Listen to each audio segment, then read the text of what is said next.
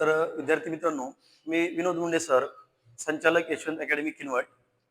आज मी आपल्यासमोर काही बुद्धिमापन चाचणीचे प्रश्न घेऊन आलो आहे. जसं की आपण बुद्धिमापन चाचणीमध्ये पाहतो, रांगेतील क्रम ओळखणे आणि तसंच कूट प्रश्न या दोन घटकावर आपल्याला बऱ्याचदा प्रश्न परीक्षेमध्ये विचारले जातात. तर पहिल्यांदा आपण 3-4 टाईप रांगेतील क्रम याचे एक पाहू आणि त्यानंतर मग आपण काही कूट प्रश्न पाहू.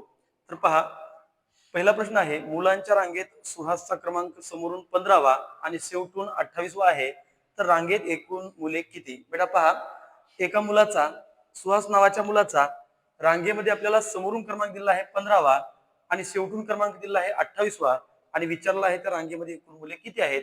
तर कधी लक्षात ठेवायचं, एखाद्या व्यक्तीचा जर दोन्ही बाजूने क्रमांक दिला असेल आणि आपल्याला जर त्या रांगेत एकूण व्यक्ती किती किंवा एकूण मुले जर किती विचारलं, तर बेटा सरळ सरळ त्या रांगेमध्ये एकूण मुले किती, तर काय करायचं पहा, त्याचा समोरून क्रमांक आहे 15वा अधिक त्याचा शेवटून क्रमांक आहे 28वा आणि या दोघांच्या बेरजेतून एक मायनस करा. एक मायनस का करायचं बेटा, तर हा व्यक्ती दोन्हीकडून मोजला जात आहे, त्याच्यामुळं या दोन संख्यांच्या बेरजेतून पुन्हा एकदा आपल्याला एक मायनस करावं लागेल. 8 आणि 5, 13ला 3, हातचे 1, 2 आणि 1 3, 3 आणि 1 4, म्हणजे 15 अधिक 28 बरोबर 43 आणि 43 मधून जर एक काढलं बेटा, तर या प्रश्नाचं उत्तर आपलं 42 मुले असतील रांगेत. रांगेत एकूण मुलं 42 असायला पाहिजे. तर पहा, त्याच प्रकारचा आणखीन एक प्रश्न घेऊन आलो बेटा मी. एका रांगेत एचा क्रमांक दोन्हीकडून 41वा आहे. पहा, एका रांगेत एचा क्रमांक दोन्हीकडून 41वा आहे, तर त्या रांगेमध्ये एकूण मुले किती? आता मला सांगा, या एला जर आपण समोरून मोजलं तर तो 41 असेल आणि शेवटून जरी मोजलं तरी तो 41 असेल, किंवा त्याला उजवीकडून मोजलं तरी तो 41 असेल आणि त्याला डावीकडून जरी मोजलं तरी तो 41 असेल. मग याचा अर्थ एका रांगेमध्ये एचा क्रमांक दोन्हीकडून 41वा आहे, याचा अर्थ तो उजवीकडून पण 41वा आहे आणि तो डावीकडून पण 41च आहे. आपल्याला या प्रश्नात विचारलं, त्या रांगेत एकूण मुले किती? पहा बेटा, रांगेत एकूण मुले किती, तर इकडून पण 41वा आहे तो, एका बाजूने 41 आणि दुसऱ्या बाजूने किती असेल तो 41वा आणि मायनस 1 करा. 41 अधिक 41 82 आणि 82 मधून जर बेटा एक मायनस केलं, त्या रांगेमध्ये एकूण मुलं असायला पाहिजे बेटा 81. का? तर एचा क्रमांक दोन्हीकडून 41वा आहे, म्हणजे याही बाजूने 41 आणि दुसऱ्याही बाजूने तो 41वा आहे. दोन संख्यांची बेरीज करा आणि त्याच्यातून पुन्हा एक मायनस करा, म्हणजे या रांगेमध्ये एकूण मुलांची संख्या असेल 81. तर पहा बेटा, रांगेतील क्रमावरच आपल्याला आणखीन एक प्रकारचा प्रश्न विचारला जातो.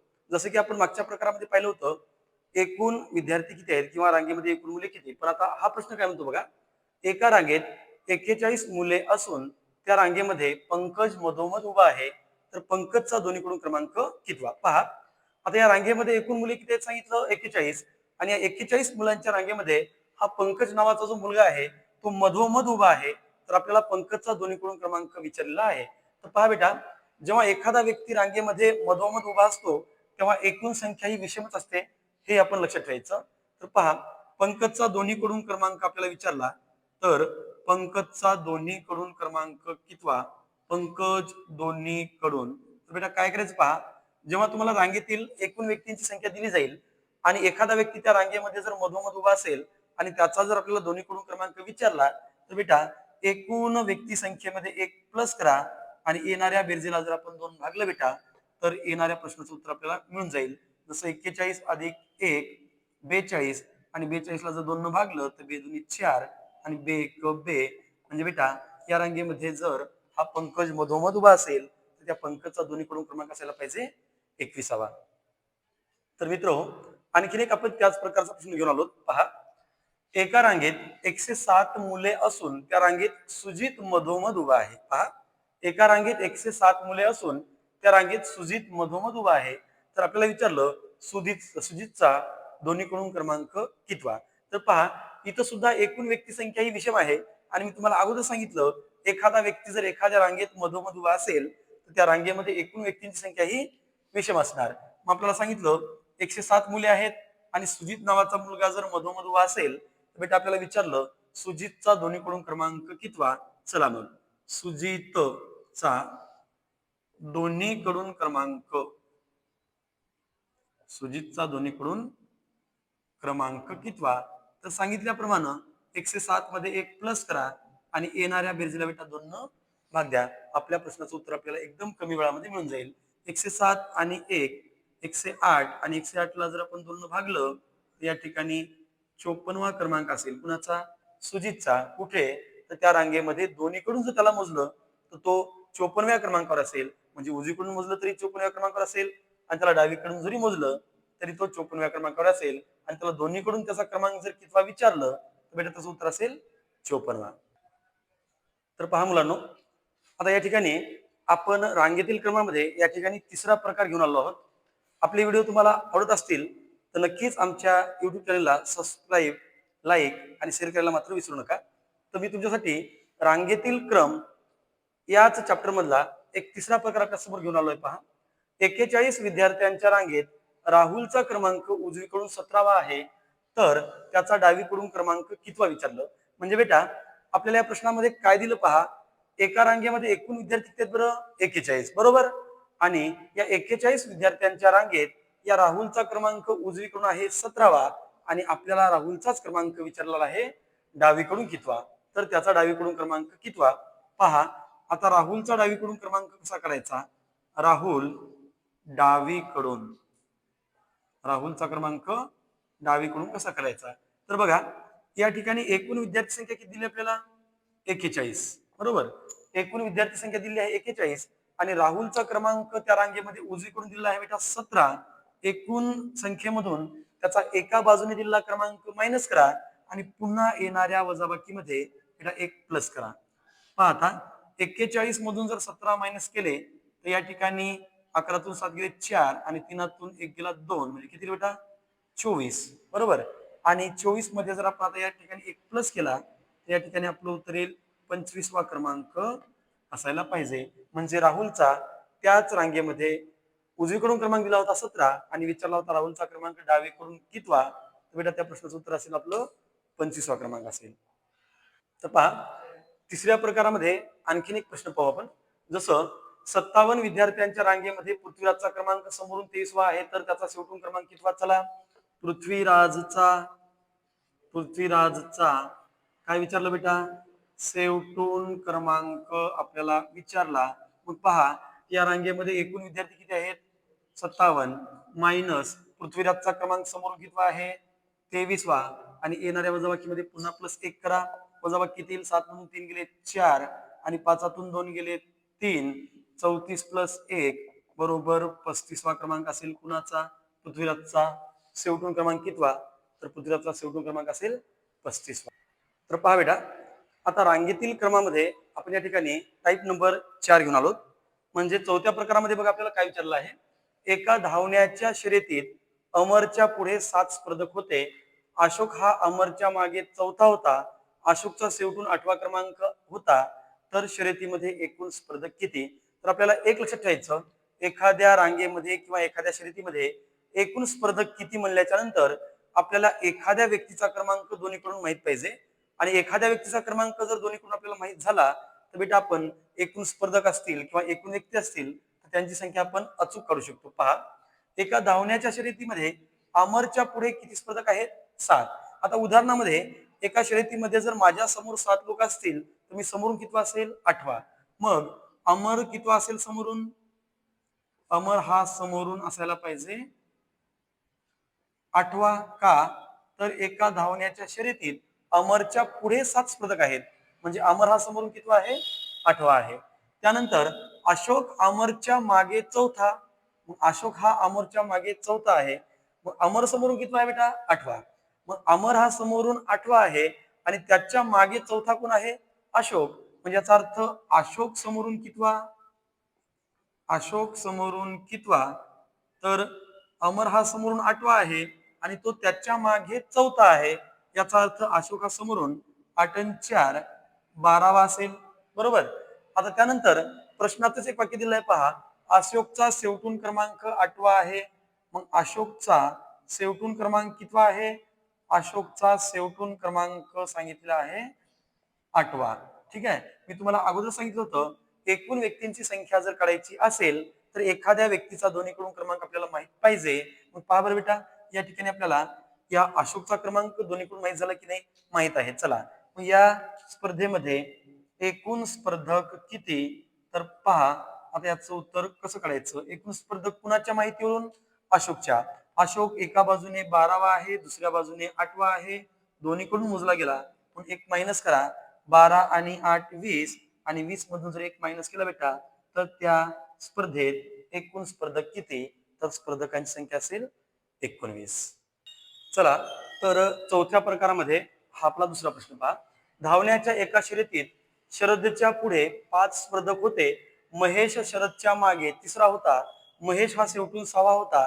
तर शर्यतीमध्ये एकूण स्पर्धक किती? पहा बेटा, मागच्या प्रश्नासारखाच आहे, फक्त या ठिकाणी संख्या बदललेल्या आहेत. धावण्याच्या एका शर्यतीमध्ये शरदच्या पुढे 5 स्पर्धक होते, म्हणजे याचा अर्थ शरद हा समोरून कितवा बेटा? निश्चितच 6वा.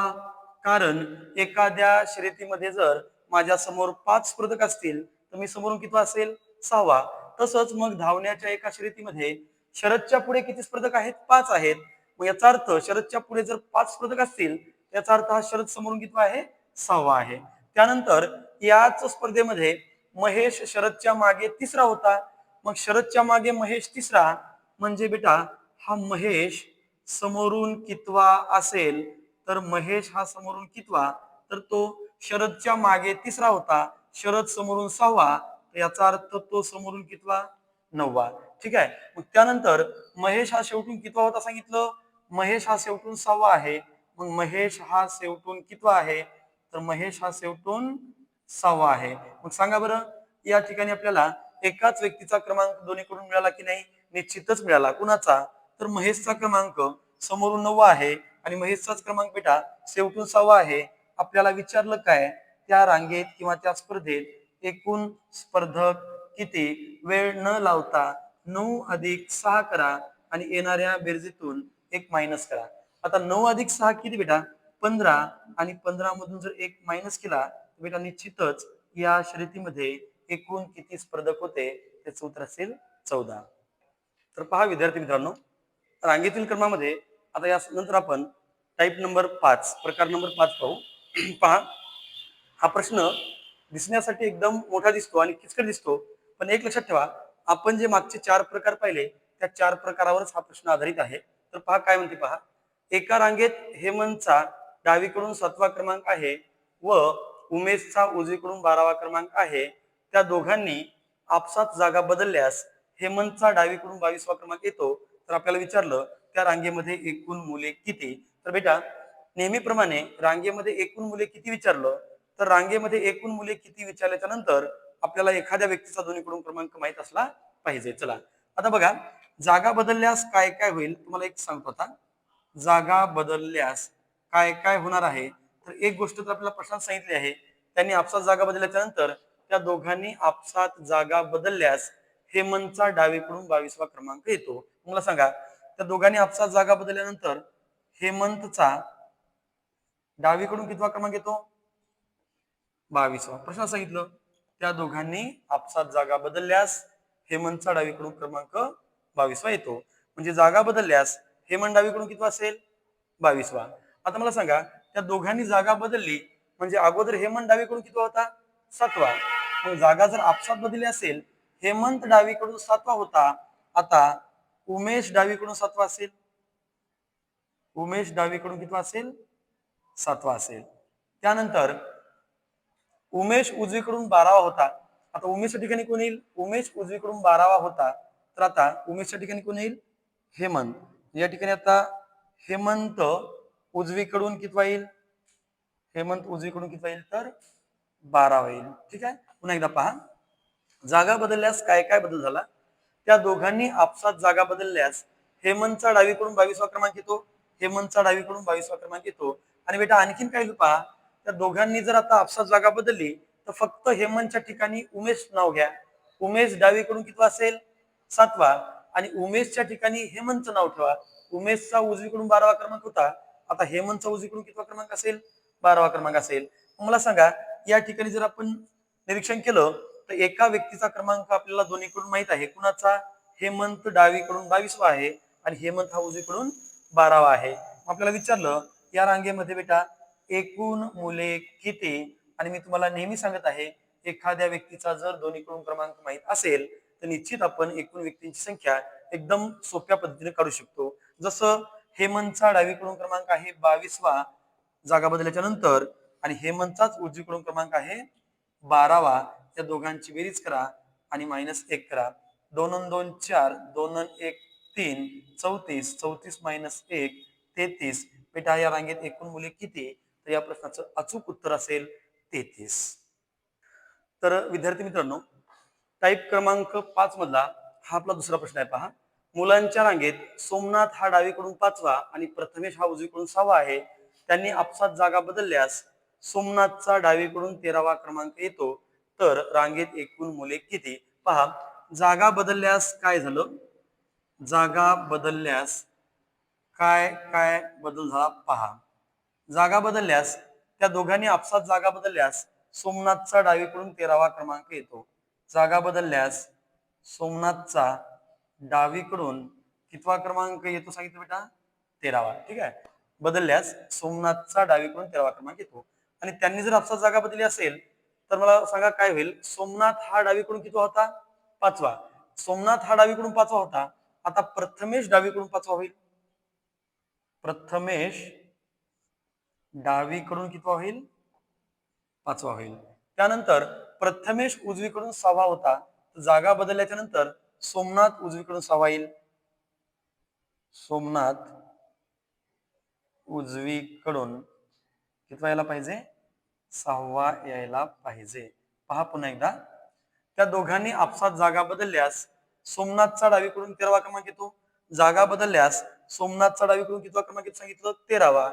आणि पहा सुरुवातीला सोमनाथ डावीकडून कितवा होता? 5वा. आता प्रथमेश डावीकडून 5वा असेल. प्रथमेश उजवीकडून कितवा होता? 6वा. आता सोमनाथ उजवीकडून कितवा असेल? 6वा असेल. आपल्याला विचारलं रांगेत एकूण मुले किती? ठीक आहे. मग पहा रांगेमध्ये एकूण मुले किती असतील? तर बाळा आता या ठिकाणी लक्षात घ्या, सोमनाथचा क्रमांक आपल्याला डावीकडून माहित आहे 13 आणि सोमनाथचाच क्रमांक आपल्याला उजवीकडून पण माहित आहे 6. या ठिकाणी एकाच व्यक्तीचा क्रमांक दोन्हीकडून माहित आहे. एकीकडून 13, एकीकडून 6 आणि -1 करा. 13 आणि 6 19 आणि 19 -1 करा. म्हणजे बेटा त्या रांगेत एकूण मुलांची संख्या असेल 18. तर विद्यार्थी मित्रांनो, आमचा आजचा व्हिडिओ जर आपल्याला आवडला असेल तर नक्कीच आमच्या YouTube चॅनेलला सबस्क्राईब, लाईक आणि शेअर करण्यासाठी मात्र विसरू नका.